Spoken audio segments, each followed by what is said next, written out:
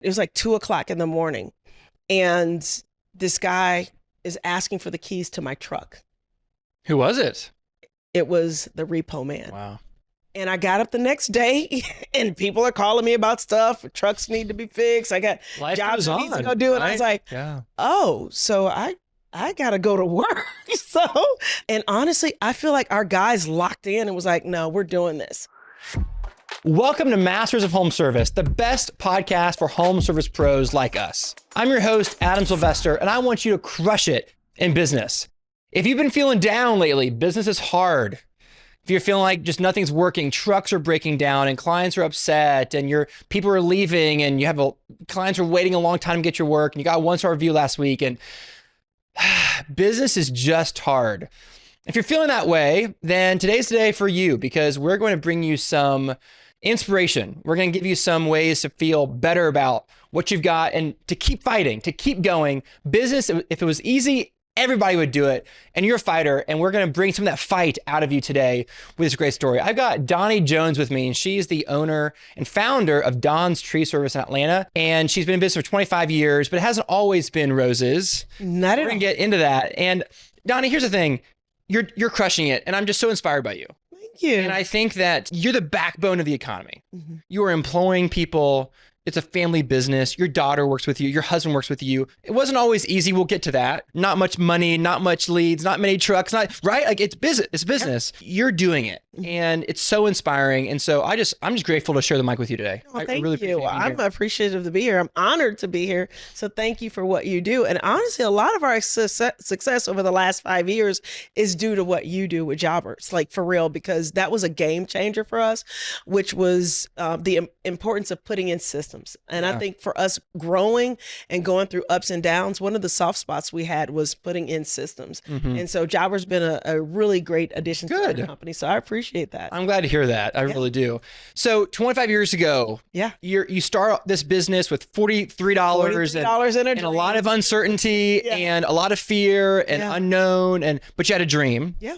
And so you start this business with no leads, no trucks, no nothing, right? Basically, Absolutely. no partner to lean on until you met your husband a few years later, married him. You guys have been building business ever since. Yeah.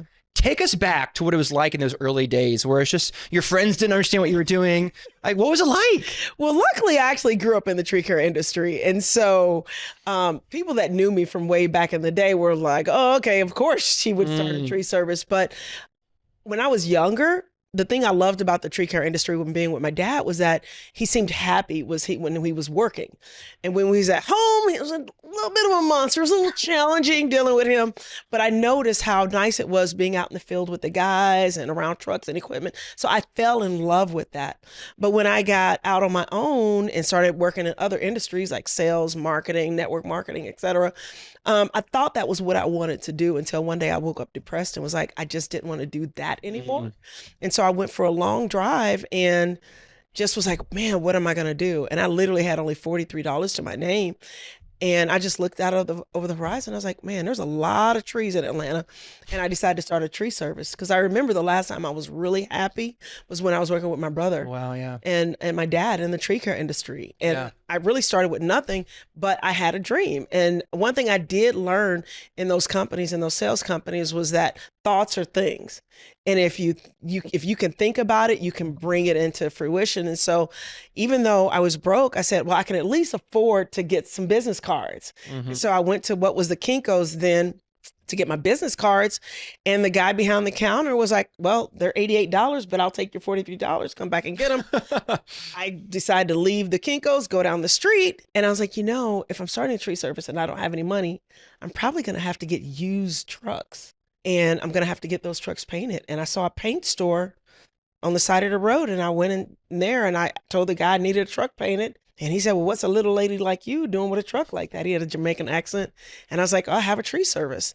And he goes, well, how much would you charge to cut those 4 trees down? Mm. And I was like, we're a little busy right now. I was like, but I could do it for whatever. It was like $500. They were really small trees.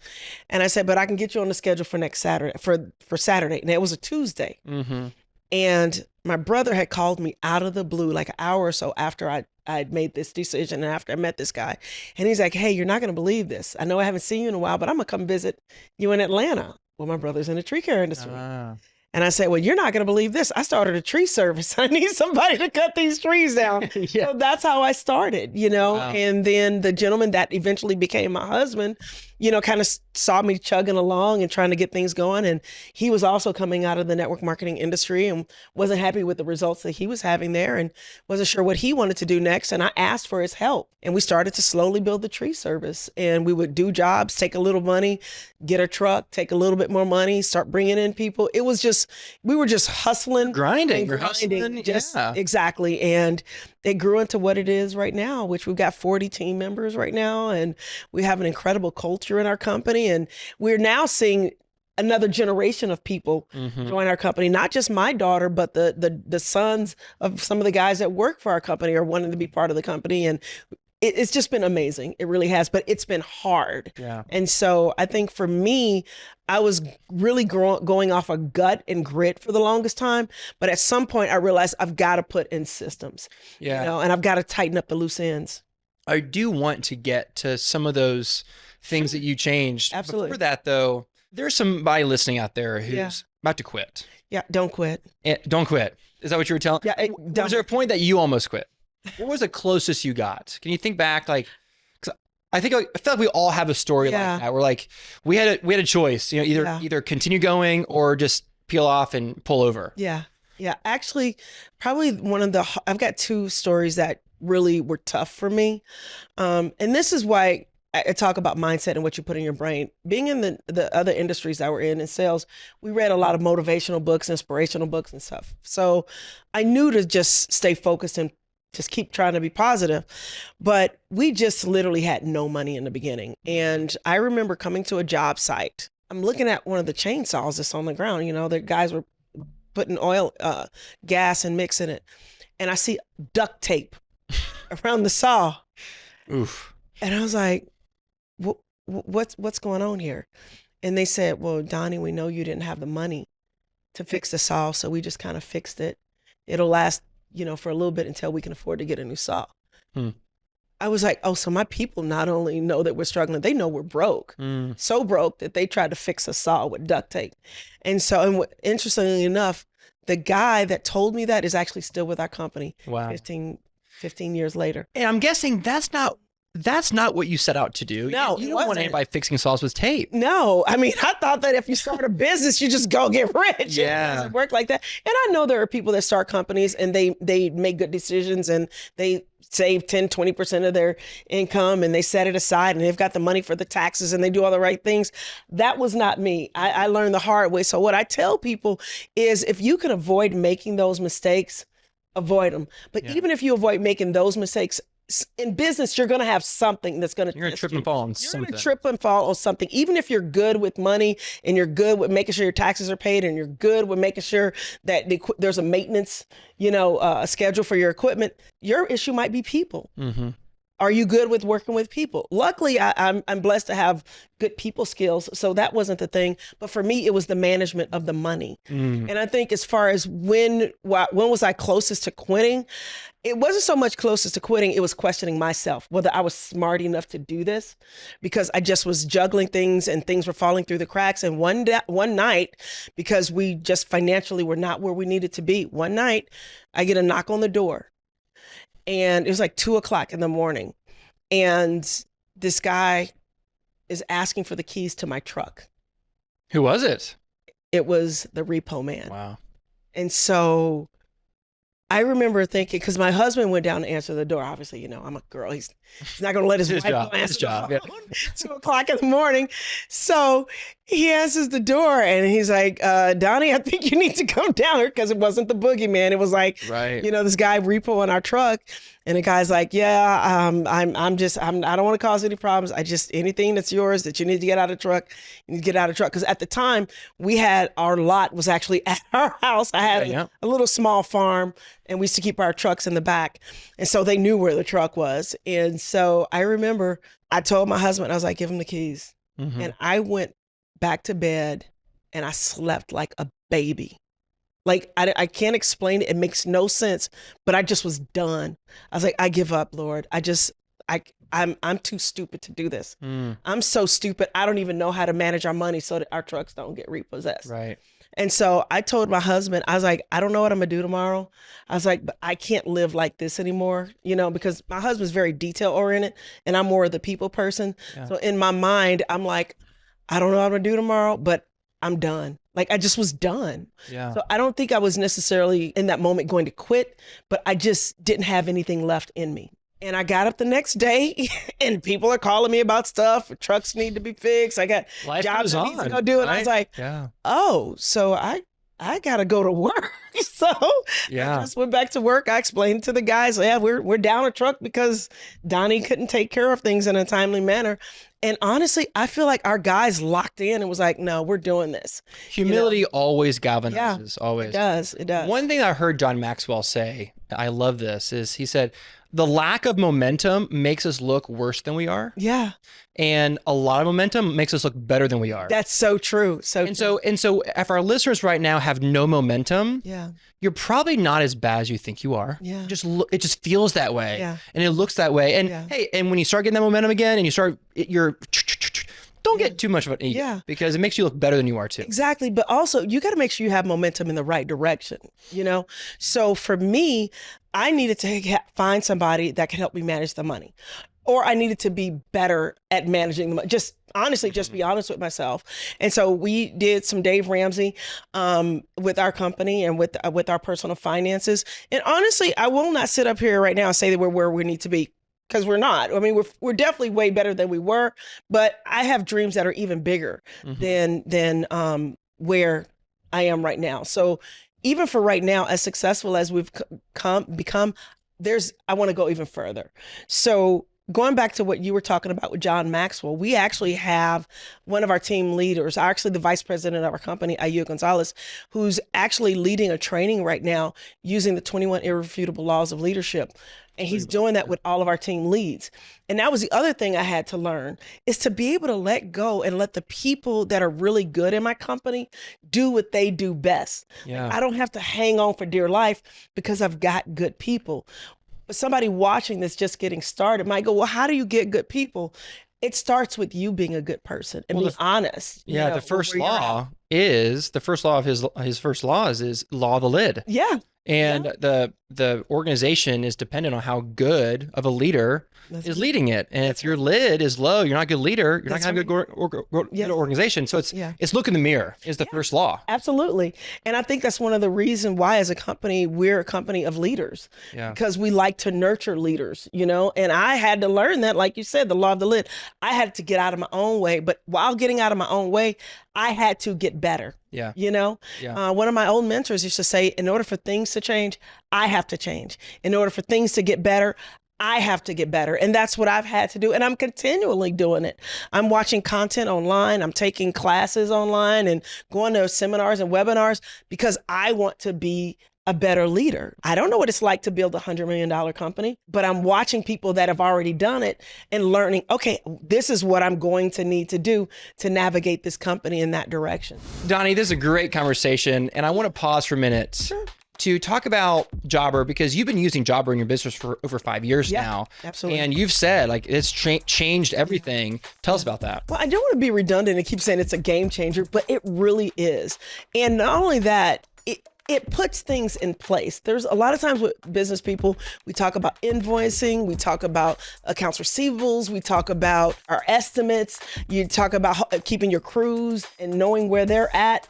All of that can be done in Jobber. Like all of that's in Jobber. And we actually used to use another software prior to Jobber, and it was just primarily just for writing estimates and invoicing, and then of course our admin team would keep track of expenses, but with Jobber, you got it all right there. And it's such a simple interface, to a simple program to master. It really is. And each one of our team leads uses Jobber. All we do is get them set up, give them a little bit of information, a few tutorials, and they're on their way. And that helps me feel better because I know I've got a system that is almost plug and play for the most part. Yeah. Yeah. Yeah. Technicians pull their phone out, see what's on the schedule, they go. And it's that simple. That's what my day-to-day is. Yeah. Pull your phone out and go. Yeah. Even with our leads, with our estimator, our salespeople and our technicians both use Jobber to run their day-to-day. Yeah. So yeah. Awesome.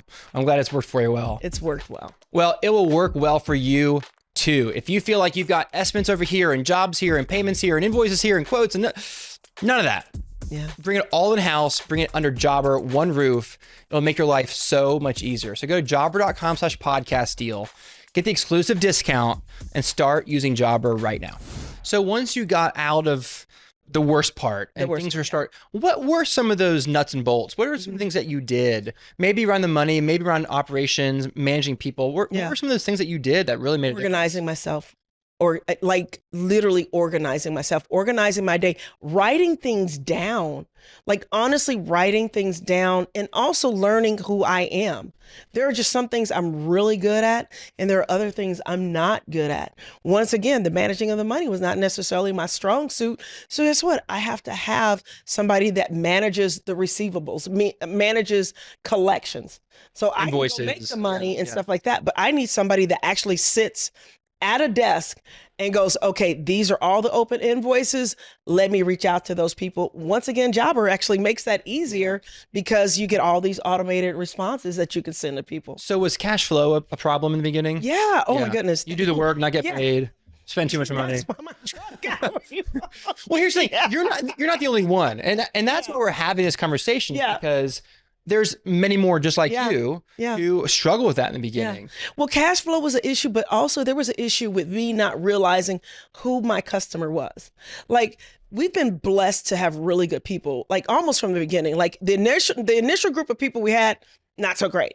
But as we went on in time, we got better and better in people. Well, if you get better people, you've got to pay them better. Right. And charge more. You charge more, right? I was just so concerned about filling up the schedule that I'm putting people on the schedule like that maybe they can't afford us or maybe they don't value us in order to pay their invoices on time. And so then you run around chasing people. So I had to really learn, well, who is our client? Yeah. I had to learn my client isn't the guy that's looking for the cheapest price. That's if somebody opens the door and be like, I hope you're cheap. Like, okay, I'm not the tree service for you, And then you give and your okay with that. His name. And being okay with saying no. Yeah. Because if you say no to this, you're saying yes to something else. I always say, if you say no to this, you're saying yes to that. Mm-hmm. So that's what we really try to focus on is making sure we're attracting our customers and going back to doing the hard work. And what I see with a lot of entrepreneurs is that they don't want to look in the mirror and just say, I'm not good at this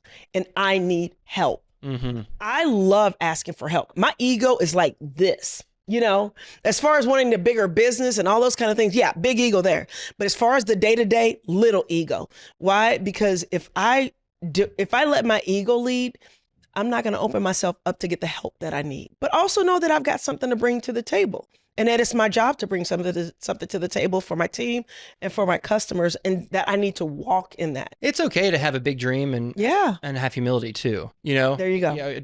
You can have both. Mm-hmm. So you start getting some team members in place and you're starting to get some momentum a little bit. Yeah. Maybe once you hit like 1 million or 2 or something like that, what were some of the things that you did in terms of accountability, team culture? Yes. How does that all play into your success? Well, Traction has also been a game changer for us. If people aren't familiar with that, it's a book by Gino Wickman. We actually started utilizing Traction in our business. All that kind of stuff? Yeah, absolutely. So that's been very helpful. But going back to being a small business, organization, branding, making sure that the simple things, making sure all of our guys have red shirts because that's our color, making sure our people look good when they show up on the job site. Now in the tree care industry, obviously at the end of the day, we're going to be sweaty and, and our shirt might get ripped. You got to start off strong, right? Start the day looking fresh. Exactly. Start the day looking fresh. And then also a lot of times business people don't want to have those hard conversations. Sometimes you have to tell somebody, you're just not the right fit. Let's talk about the hard conversations because for me, that's been part of my journey too. Yeah. How did you get over being a pushover? Were you a pushover? I was a pushover. No. Okay, let's talk about it. Talk about it. Okay, real quick story. When I was in retail, I had a mentor that She was actually a district manager for one of the stores that I worked for. And she said to me, she goes, Donnie, you'll go far in life, but what's going to stop you is you have no tact. And what had happened was one of the guys that was my assistant manager at one of my stores, he had body odor.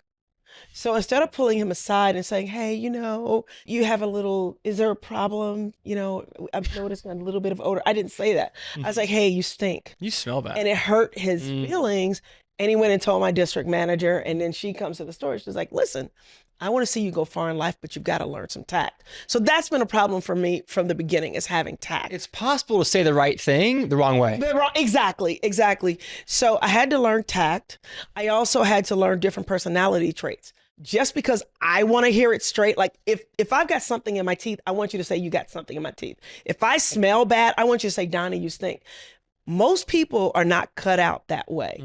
So I really had to learn how to manage people. That was a big part of my journey. Was learning how to manage people. For me, it was not assuming the worst of people. Yes. Giving people the benefit of the doubt. Yeah. Hey, why did you do that? Yeah. You want to clobber them. Okay. Yeah. Why did you do that? Well, because X, Y, and Z. Yeah. Oh, and then you're like, oh, that makes sense. I was about to clobber you. Yeah. But now that I found out the rest of the context and understand why you did it, actually makes perfect sense now. Yeah. And that communication is so important in business. Huge. And asking questions, not assuming the worst, giving the benefit of the doubt, not cutting people off. To a certain extent, because I did go through a phase where I held on to people too long. We literally had a driver that we should have let go a long time ago. Like, he would have a little mistake here, a little mistake there, but instead of learning from the mistakes, there was always an excuse. It was always somebody else's fault. Oh, yeah. Until one day he took my grapple truck and he ripped the power lines down a whole street. Whatever wire was hanging low, he took it down. So I started getting called. It's your fault. It's your fault. It's not my fault. And what's funny is my daughters at the time were like 8 and 10 years old. And they were like, could you please fire him, Mommy? Needless to say, that person's no longer with us anymore. But I used to hang on to people a little bit too long, Haven't we all? Exactly. Yeah. It's so much easier to keep people out than to get them out later. Yeah, absolutely. And so if you can just make sure that you do your due diligence, parade these new people in front of your current people. Yeah. And they'll tell you, that guy's not going to cut him, man. Do not hire that guy. And our people will do that. Yeah. Like, they actually are like gatekeepers of the culture 100%. Of the company. And that's a beautiful thing to watch. And actually, I don't do the first interview anymore. Actually, have one of our team members, Fatima, she's our HR manager. She will do the first interview. And if they can get past her, then they could see me or either IU to get another interview. One of the things we love to talk about is radical honesty. And we got that from Ray Dalio. He has a book called Principles that is a must read for anybody out there that wants to scale and grow their business or just understand really important principles in life and in business. What he talks about is radical honesty. And so for us, I'd rather have the hard conversation now as opposed to sweeping something under the rug or making it too soft and the person is like, oh, it's not that bad. And I'm like, no, it really is, I've got 3 takeaways here I want to share with the audience that I think will inspire them. Number 1 is don't quit. Setbacks are part of the journey. Failure, feeling like a fraud, feeling like you're just not good enough. We've all been there. It's part of the journey. So don't quit. Keep going. Press on. Number 2 is self-awareness. Look in the mirror and say, who do I need to be a good leader? How can I take this business to the next level? It starts with me. I am the lid of my organization. And so if I don't like where the lid is, I need to improve. I need to get better. Number 3 is communication. I don't think there's anything more important than communication in an organization. Making sure that you communicate with people in an effective way, listening well with 2 ears and 1 mouth, making sure that you don't assume the worst of people, give them the benefit of the doubt. And communication will galvanize, humility will galvanize an organization around a common goal. Ineffective communication is just a great way to make everything rot. So, Doni, thank you so much for being here. I really appreciate it. And thank you for having me. I think this has been incredible. And I love what you guys do. I love the difference you guys have made in our company. So I'm actually honored to be here and I appreciate it. There is someone out there who's about to quit. Speak to them, encourage them. What would you say to them? First of all, don't quit. And we talked about having hard conversations. And one of the hardest conversations you can have is with yourself. And a lot of people, we have these big dreams and we have these big goals, but then we get in the mire of everything and we think, oh, I must be doing something wrong because it's hard. And actually, hard is part of the journey. Sometimes the best thing that I can do is have a hard conversation with myself and go, hey, what are my habits, rituals, and routines? Are my habits supporting what that big dream is? Do a self-assessment and realize that you can do it. Don't quit and get the information you need to be the best you that you can be. The only people who get hurt on a roller coaster are the ones who jump off. There you go. Yeah. That's right. Doni, thanks for being here. How do people find out more about you? Well, you can find out more about me by going to our website, www.donstree.com. And me specifically, you can hit me at The Tree Lady on Instagram, or you can find us on Instagram at Don's Tree Service ATL. Awesome. Well, thanks for being here. I really appreciate it. I appreciate you having me. And thank you for listening. I hope you were inspired by Doni's story and her business. She's crushing it. I hope that you go crush it as well. I'm your host, Adam Sylvester. You can find me at adamsylvester.com. Your team and your clients and your family deserve your very best. So go give it to them.